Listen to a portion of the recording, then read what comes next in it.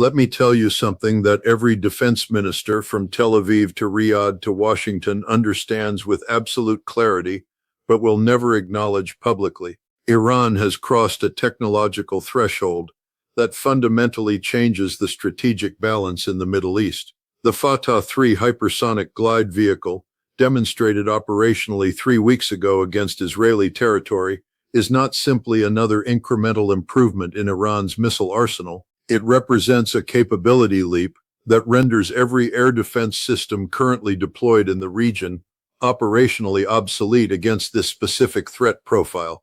And what I am about to walk you through is not just the technical specifications that make the Fattah 3 unstoppable. It is the evolutionary trajectory beyond Fattah 3 that Iran has already begun, and why that trajectory leads to a regional security environment where defensive superiority no longer exists. I am not engaging in hyperbole. I am not exaggerating Iranian capabilities for dramatic effect. Having spent years as a weapons inspector, having analyzed missile development programs across multiple adversary states, I can tell you that what Iran has achieved with the Fattah series represents one of the most significant asymmetric capability developments in modern warfare. And the reason Western defense establishments are so alarmed, the reason you are seeing emergency procurement requests and accelerated interceptor development programs, is that the physics of hypersonic interception are unforgiving, and Iran has mastered them faster than anyone predicted.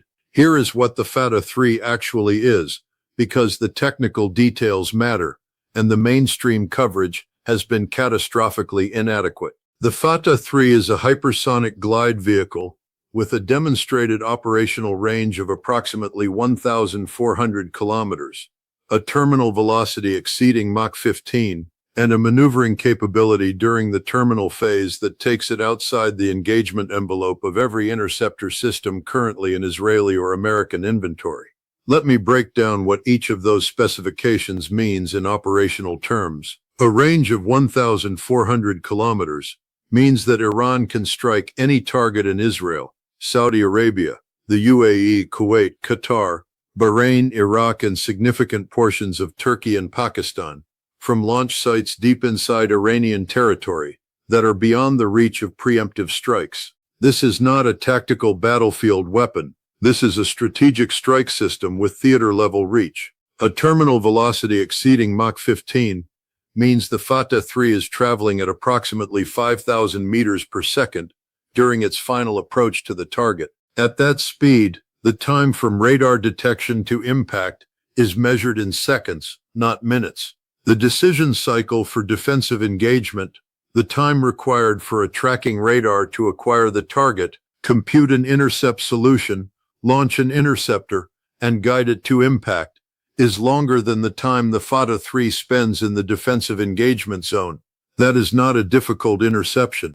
That is a mathematically impossible interception using current defensive technology, and the maneuvering capability during terminal phase is what transforms the Fattah 3 from a very fast missile into an unstoppable weapon. Traditional ballistic missiles follow predictable parabolic trajectories. Once a ballistic missile is launched, its path can be calculated with precision, and interceptors can be positioned along that calculated path. The Fattah 3 does not follow a predictable trajectory. During the final 40 seconds of flight, it executes lateral maneuvers using aerodynamic control surfaces and attitude thrusters that change its approach vector in ways that defensive systems cannot anticipate. An interceptor positioned to engage a target on one trajectory cannot adapt when that target suddenly shifts to a different trajectory mid-flight. The result, demonstrated 3 weeks ago over Israeli airspace, was a direct strike on a military installation with 0 successful intercept attempts despite multiple Israeli air defense systems engaging the target. That was not a test. That was an operational demonstration designed to prove to every regional actor that Iran now possesses a strike capability that cannot be reliably defended against. Now let me show you how Iran got here, because understanding the evolutionary path from Fattah 1 to Fattah 3 explains where Fattah 4 and beyond are heading. Iran did not wake up one morning with hypersonic technology. Iran spent 15 years developing the industrial base, the materials science, the guidance systems, and the operational doctrine required to field this capability. The Fattah 1, first tested in 2020, was a hypersonic glide vehicle with limited range and minimal maneuvering capability. It demonstrated that Iran could build a vehicle that survived hypersonic re-entry and maintained stable flight at extreme velocities. That was the proof of concept. The Fattah 2, tested in 2022, extended the range to 1,000 kilometers and added basic terminal maneuvering through aerodynamic surfaces. It demonstrated that Iran could build a vehicle that not only survived re-entry, but could be controlled during the terminal phase. That was the operational prototype. The Fattah 3, deployed operationally in 2024, extended range to 1,400 kilometers, increased terminal velocity to Mach 15 plus, and added sophisticated maneuvering algorithms that allow the vehicle to execute unpredictable course changes based on real-time threat assessment. That is the mature operational system. And here is what should terrify defense planners looking at this trajectory. Each generation of Fattah has taken approximately 2 years to develop from initial testing to operational deployment. That development cycle is accelerating as Iran's industrial base matures and as lessons from each generation inform the next.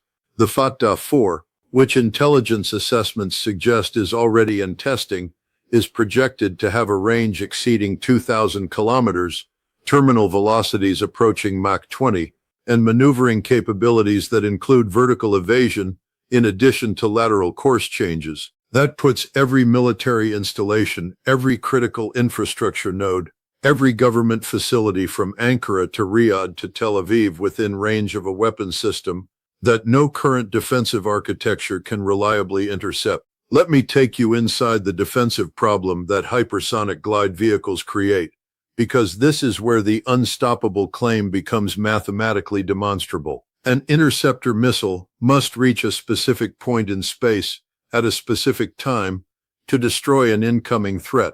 That requires the defensive system to predict where the threat will be at the moment of intercept. For ballistic missiles following fixed trajectories, that prediction is straightforward. For hypersonic glide vehicles maneuvering during terminal phase, that prediction requires the defensive system to anticipate which of multiple possible trajectories the threat will follow. Current air defense systems like Iron Dome, David's Sling, and Arrow 3 use kinetic interceptors. These are missiles that destroy their targets through direct collision. A kinetic interceptor must be positioned precisely along the threat's path, because the kill radius of the interceptor is measured in meters, not hundreds of meters. If the threat maneuvers after the interceptor is launched, and if that maneuver takes the threat outside the interceptor's narrow engagement corridor, the intercept fails. And because hypersonic glide vehicles are traveling at speeds that give interceptors only seconds to make course corrections, a maneuvering hypersonic target operating at Mach 15 plus is effectively impossible to hit with kinetic interceptors designed for ballistic targets. The United States is developing the SM-6 Block IB specifically for hypersonic defense. That system is not yet in full production. It will not be available in meaningful numbers for at least 3 more years, and even when it becomes available, its effectiveness against maneuvering hypersonic targets remains unproven in operational testing. Israel is developing the Arrow 4 system with similar objectives. That system is even further from deployment. What this means in practical terms is that for the next 3 to 5 years, Iran possesses a strike capability against which there is no effective defense. 3 to 5 years is not a temporary vulnerability. 3 to 5 years is a strategic window during which Iran can execute strikes with near certainty of success, during which regional actors must adjust their security calculations based on Iranian capability rather than defensive protection, and during which every crisis carries the risk of Iranian employment of systems that cannot be stopped. Now here is where this capability becomes genuinely destabilizing, and I want you to stay with me, because the strategic implications extend far beyond the immediate military dimension. Every regional government that has relied on American or Israeli defensive systems for protection against Iranian missiles has just learned that those systems cannot protect against Iran's most advanced weapons. Saudi Arabia has spent billions on American air defense. The UAE has deployed sophisticated multi-layer systems. Israel has built what was marketed as the world's most advanced defensive architecture, and all of those systems are operationally inadequate against the Fattah 3. That inadequacy creates a credibility problem for American security guarantees. If the United States cannot provide defensive systems that protect against Iranian strikes, then American promises to defend regional allies become less believable. And if American security guarantees are less believable, then regional governments have incentives to hedge their security relationships in ways that reduce dependence on Washington. We are already seeing this. Saudi normalization talks with Iran, UAE commercial expansion into Iranian markets, Qatari resistance to anti-Iran pressure. These are not random diplomatic developments. These are rational responses to a capability reality that defensive technology cannot address. And the problem gets exponentially worse when you consider what comes after Fattah 3. Iran is not stopping at hypersonic glide vehicles. Intelligence assessments suggest Iran is developing maneuvering re-entry vehicles with multiple independent warheads.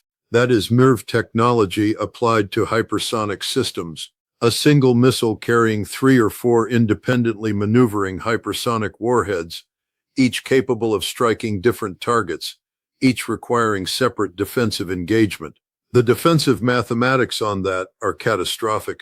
Israel's interceptor inventory cannot sustain engagement against single hypersonic threats. Against MIRV hypersonics, the magazine depletion timeline collapses to days, possibly hours. Beyond MIRV systems, Iran is exploring boost glide trajectories that extend range beyond 3,000 kilometers while maintaining hypersonic velocities throughout flight.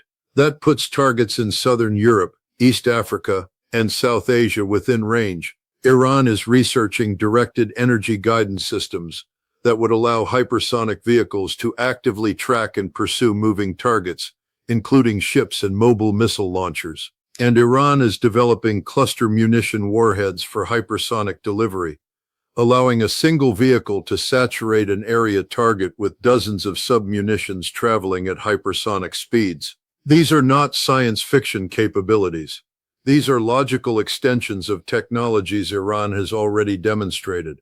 And the development timeline for each of these advances is measured in years, not decades, because Iran is building on an established industrial base and a proven design architecture. Let me give you the scenario that represents the operational employment of Fattah 3 and beyond in a regional crisis.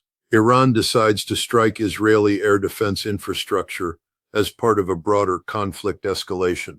The strike package consists of 50 Fattah 3 hypersonic glide vehicles targeting radar installations, command centers, and interceptor battery positions. Israel's defensive systems detect the launches, they calculate impact zones, they position interceptors. But the Fattah 3 vehicles begin maneuvering during terminal phase. The intercept solutions become invalid. The interceptors miss. 45 of the 50 hypersonic vehicles reach their targets. Israel's air defense network is now degraded. Radar coverage has gaps, command coordination is disrupted. Interceptor batteries are damaged or destroyed. And that degradation occurred in a single strike wave, lasting less than 10 minutes. The follow-up wave consists of 200 conventional ballistic missiles and 300 drones targeting military installations, logistics hubs, and critical infrastructure. Israel's degraded air defense network must now engage this second wave with reduced capability. Interception rates drop from 85% to 60%. 80 conventional missiles penetrate. Damage accumulates, casualties mount. And Iran executed this entire sequence using weapon systems against which Israel has no reliable defense and insufficient inventory to sustain prolonged engagement. That scenario is not worst-case planning. That is Iranian military doctrine, as assessed by Western intelligence agencies. And the only reason it has not been executed is that Iran has not yet decided the strategic benefit justifies the regional escalation it would trigger. But every time Israel strikes Iranian assets, every time the crisis escalates another step, the threshold for Iranian employment of maximum capability moves closer. If you are not subscribed to this channel, subscribe now, because what is happening with Iranian hypersonic development is not a regional military story. This is a fundamental shift in the offensive-defensive balance with implications for every conflict zone where advanced missiles might be employed. Understanding what makes the Fattah 3 unstoppable, what the evolutionary trajectory beyond Fattah 3 looks like, and why defensive technology cannot close the capability gap is essential context for understanding the next phase of Middle East security. The mainstream media will show you Iranian missile tests and interview officials who assure you that defensive systems are being upgraded. I am showing you the physics that prove those upgrades cannot solve the hypersonic maneuvering problem. I am showing you why the development timeline for effective hypersonic defense is measured in years, while Iran's capability advancement is measured in months. And I am showing you why that timeline asymmetry creates a strategic window where Iranian strike capability operates without reliable defensive counter. Share this video, because the gap between what regional populations are being told about defensive protection and what the technical reality actually shows about hypersonic vulnerability needs to be understood. The people making decisions about their security, their investments, their future need to know that the defensive systems their governments have purchased cannot protect against the most advanced threats those governments face. The Fattah 3 is not the endpoint of Iranian hypersonic development, it is the midpoint.